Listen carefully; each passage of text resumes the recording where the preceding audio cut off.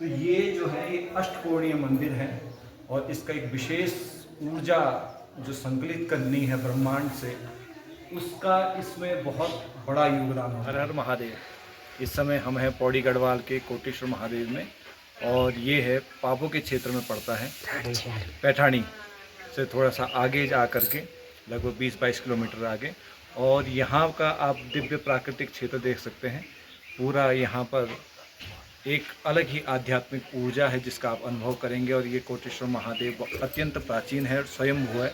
आइए आपको दर्शन कराते हैं। सबसे प्रमुख है क्योंकि जब भी हमारे प्राचीन भारत में जब मंदिर बनाए जाते थे उनकी एक अलग शास्त्र होता था, वास्तुशिल्प।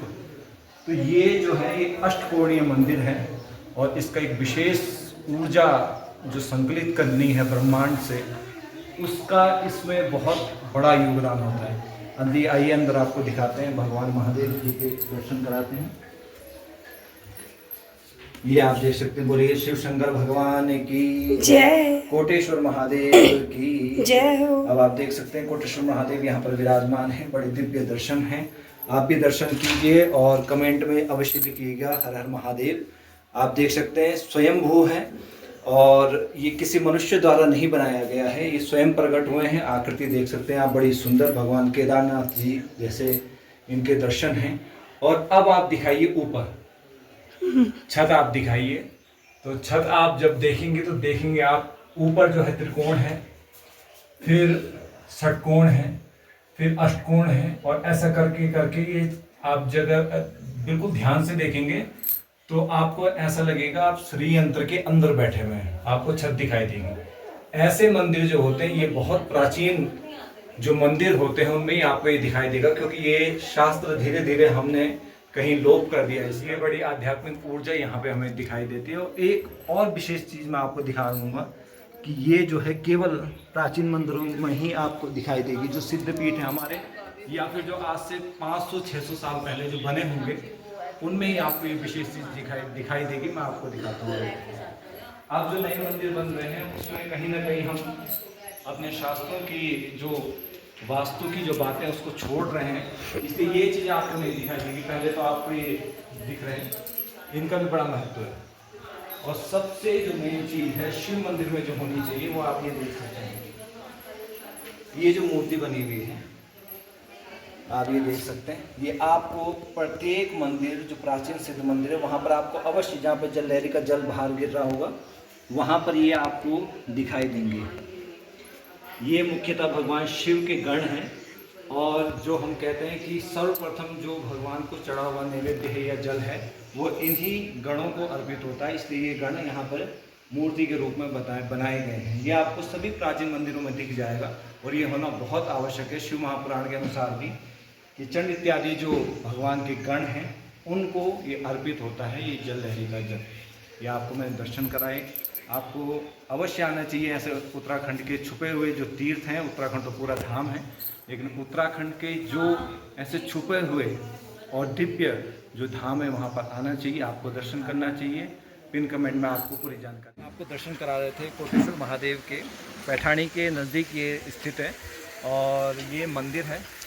और इसके ठीक सामने आपको उत्तर दिशा की ओर ये पर्वत श्रृंखलाएँ आपको दिख रही है।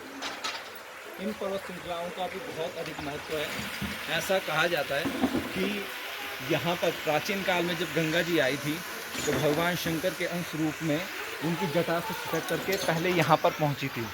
और जब यहाँ पर पहुँची तो आप देख सकते हैं कि ये जो आपको यहाँ पर ये पत्थर से ये शिलाएँ दिख रही होगी, ऐसे ही पत्थर आपको हिमालयी क्षेत्र में गंगा तट के किनारे, गंगा जी के किनारे आपको दिखाई देंगे। और ये ऐसे ही पत्थर, ऐसी शिलाएँ यहाँ पर भी विराजमान है।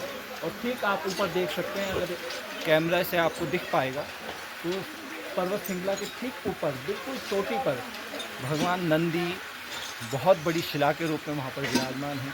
ऐसा कहा जाता है कि ये पूरा क्षेत्र भगवान शिव की कृपा से, भगवान शिव ही यहाँ पर विराजमान है, साक्षात नंदी विराजमान है। और यहाँ पर गंगा जी आई थी। ऐसा कहा जाता है जब गंगा जी यहाँ पर पधारी भगवान शंकर जी की जटा से, तो जब यहाँ पर आई तो उस समय इस पर्वत से नीचे उतर ही रही थी कि किसी ने अशुद्ध बर्तन दिखाया, यानी कि कहा जाता है कि कांसे की थाली, जूठी थाली दिखाई, जिसको माँ भगवती गंगा ने अपना अपमान समझ करके यहाँ से लोप हो गई और फिर गंगा जी वापस चली गई, ऐसा दंत कथाओं में आता है। लेकिन अगर भौगोलिक परिक्षेत्र में भी देखा जाए, तो ये पत्थर आपको ऐसे साधारणतया पहाड़ों पर नहीं दिखेंगे। ये केवल गंगा जी के किनारे ऐसे बड़े बड़े पत्थर दिखाई देते हैं और यमुनोत्री के किनारे आपको ऐसे कई पत्थर, बड़े बड़े पत्थर दिखाई देंगे। लेकिन यहाँ पर इनका मौजूद होना कहीं ना कहीं ये दिखाता है कि वास्तविकता में यहाँ पर गंगा जी किसी न किसी रूप में अवतरित हुई होंगी और यहाँ से वापस चली। ये देख सकते हैं, मैंने आपको गंगा जी की बात बताई। गंगा जी तो यहाँ से गई, लेकिन अंश रूप में अभी भी यहाँ पर विराजमान है। ये आप धारा जो देख रहे हैं, जल आता हुआ, ये साक्षात गंगा जी हैं।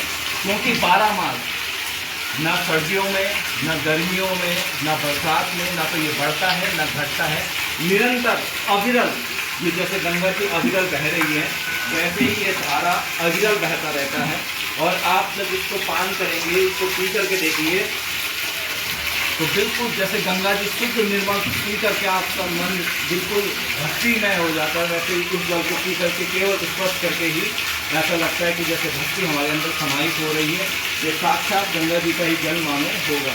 लेकिन मैं कहता हूँ कि गंगा जी ही हैं, क्योंकि इसको पी करके आत्मन करके बिल्कुल तन मन निर्मल और पवित्र हो जाता है। बोल गंगे मैया की हर शिव ओंकारा,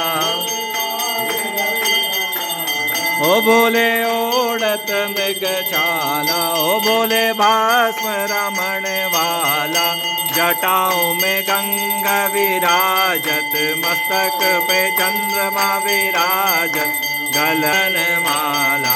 ओम हर हर हर हर महादेव जय।